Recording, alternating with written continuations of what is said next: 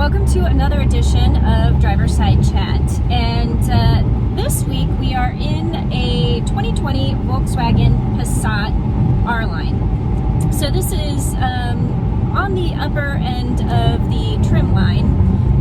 Goes S, SE, R-Line, SEL. So towards the top, but not at the top. And this model right here is supposed to be the sporty version. So today we have in the car in the passenger seat my husband, who happens to be a Volkswagen owner. So I figured he'd be a good person to do a little bit of a chat with about this vehicle. So, what do you think? I like the layout. I like that it is very comfortable, familiar as my GTI. There's a few things on here that are different than what I have, but for the most part it's the same. It's nice. Creature comforts. Creature comforts. You get used to what you have. And your vehicle is, correct me if I'm wrong, it's 2016, right? Yes. And so this is a 2020, so this is 4 years down the road. But still, I mean, one of the things that is definitely to like about Volkswagen is they don't change anything terribly drastically from model year to model year or from vehicle to vehicle. So, you know, when you get into something other than what you're used to, it's not too far different. But obviously you have a manual transmission and GTI, whereas this is an automatic. It's we said it was a 6-speed automatic, right? Yes. It has a 4-cylinder turbocharged engine, 174 horsepower, and I think this is good power for this vehicle. Oh, absolutely. We haven't had any problems accelerating out of toll booths. Yeah, accelerating out of toll booths, merging onto the highway. My favorite test is always getting out onto our side street, frankly, or out from our side street. So we live off of a main street. Our garage is behind in an alley, and in order to go anywhere, we have to get out onto the main street, and which often means you're making a left turn into traffic, and you know, sometimes it's a challenge in certain vehicles. And we were talking about this vehicle being a turbocharged engine, but there really isn't a lot of turbo lag, which is very nice. And you know, which is also true in Audi vehicles, which makes sense. But we were both commenting that in other vehicles, like Mercedes, say, the turbo lag can be a little bit present and annoying. Yes. That and the BMW seem to be lacking in turbo efficiency. Yeah, but I haven't found any problems so far. I've been driving this vehicle for a couple days. This is my first real highway stint that I've done. We're driving on Highway 65, heading south down towards Indianapolis. It's one of the straightest, flattest, most consistent roads, I think, in the area. Well, but then again, Indiana, straight, flat, consistent, regardless. But yeah, and I mean, it feels pretty comfortable. You know, there's a little bit of road noise seeping into the cabin from the tires. You know, we're hitting some bumpy bits on the road, so you can definitely probably notice the camera bobble a little bit. But for the most part, it's pretty comfortable. As a petite driver, I want to say the seats fit me very well. You know, I don't feel like they're too big.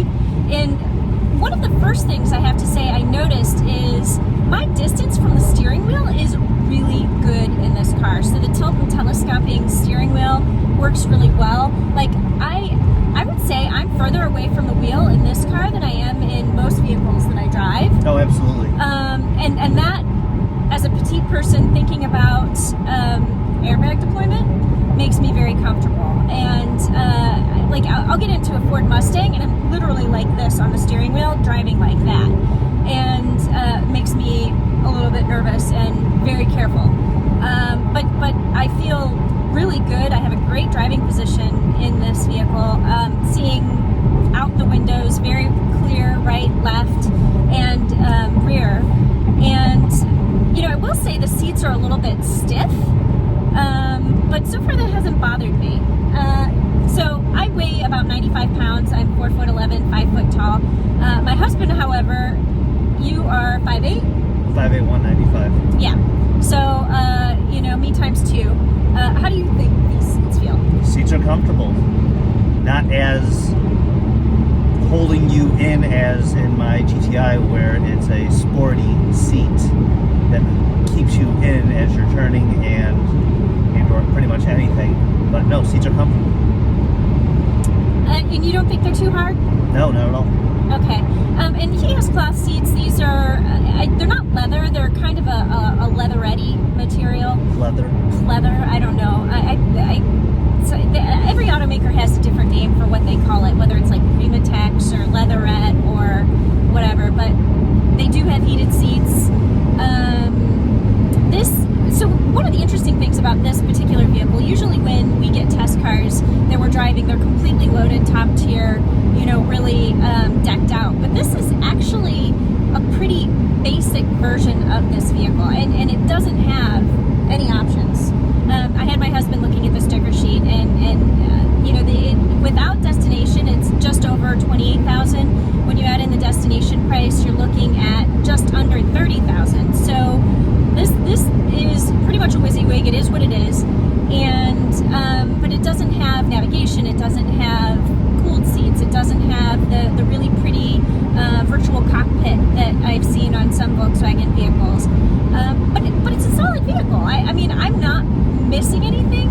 I think some of those features are ooh and ah worthy, but I'm not really missing anything on this vehicle. No, it doesn't have a driving mode either, which I thought was odd. Yeah, especially as an R-Line sporty version. If it has a drive mode, we've completely missed the location of it. It does have Apple CarPlay and Android Auto. I've hooked up to Apple CarPlay a couple times, and I think it works really well. My husband has given up on Android Auto. He's tried it a couple times in his car, and he doesn't think it works very well. No, it keeps cutting out. My argument, however, is that he's not using the right cord. Yeah, and I've tried 5 different cords. None of them work. Yeah, they're all aftermarket cords, not the cord that came with his phone. So No, I even tried those. I'm calling BS on that. You can call whatever you want. It doesn't work. That's the bottom line. But Apple CarPlay works very well, and this is a touchscreen, so I don't have to use a knob or a dial. A lot of the infotainment systems these days are trying to move. Well, I won't say a lot of, but some of the infotainment systems these days are trying to move away from a touchscreen, and it works well when you use the indigenous systems of the vehicle. But as soon as you switch over to Apple CarPlay or Android Auto, trying to use a knob or a dial or a touchpad can kind of be a pain in the butt. So that is one point in favor of a touchscreen when you're using Apple CarPlay. It's very easy to navigate and see. I'm trying to think if there's anything else to say about this vehicle. It's not all-wheel drive, so it's a front-wheel drive version. We've had a couple of snows while I've had this Passat, and I haven't felt the lack of all-wheel drive. Our alley is never plowed, and I've been able to get in and out just fine. No, front-wheel drive on a Volkswagen's been fantastic over the past few years. Yeah, even without snow tires. Yeah. I've been trying to get him to get snow tires. He hasn't done it yet. Anything else you want to add? No, I mean, I like that Volkswagen doesn't change their car that much, and everything is where I'm used to it being. It's a creature comfort thing. You get from one Volkswagen to another, and you don't feel like you're walking into a different car. Yeah, and the exterior design is kind of like that as well. And Volkswagens have very strong family resemblance. And a Jetta looks like a Passat, looks like an Arteon. I won't say a GTI because a Golf doesn't look like anything else because it's a hatchback. But the sedans, really bear a strong family resemblance.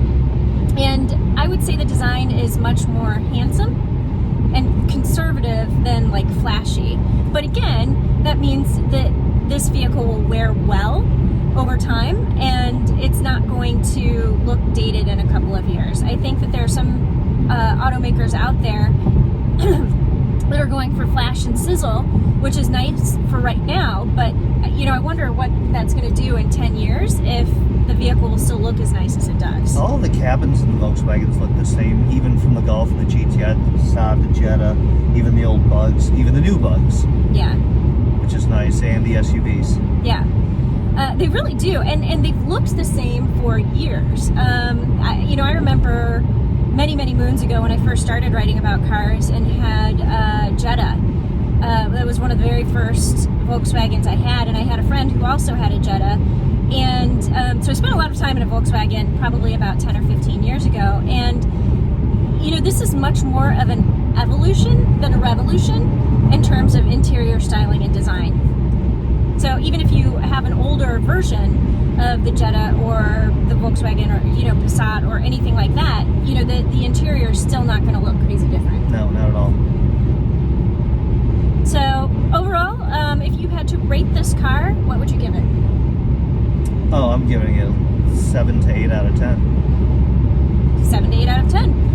I think I would probably agree. I would say maybe 8 or 9 because it's comfortable. It parallel parks easily, so it's a good city vehicle. Yet here we are on the highway and it's comfortable here. So it's a good suburban vehicle, even though it doesn't have all-wheel drive. The front-wheel drive works really well. So I don't know that I would give it a hard 10 because it's missing some of the cool technology features that I like on some of the newer Volkswagens, but drives well, it looks good, it's not going to become dated anytime soon, and it's comfortable. And the mileage is good. And the mileage is good. So, there you have it, an 8 out of 10. So this is a new format for us. Would love to know what you think about the idea of the driver's side chat. I'm not paying a lot of attention to the camera because obviously I'm driving. I'm leaving any looks at the camera to my passenger. But I would love to know what you think. I enjoy trying to get other people in the car and getting their opinions. And obviously, Jonathan is not a auto reviewer, so he's looking at it from more of a consumer perspective. And I figure going along, getting different people's opinions is helpful to you. I like to think that. We're trying to go a little bit shorter this time rather than the half an hour we did on the Hyundai Venue driver's side chat. But we'd love your feedback on this format and an appropriate length, and if there's anything we should address in this that we have not addressed. So thank you for watching, and don't forget to subscribe. I put regular car reviews up about once a week. So thanks for watching.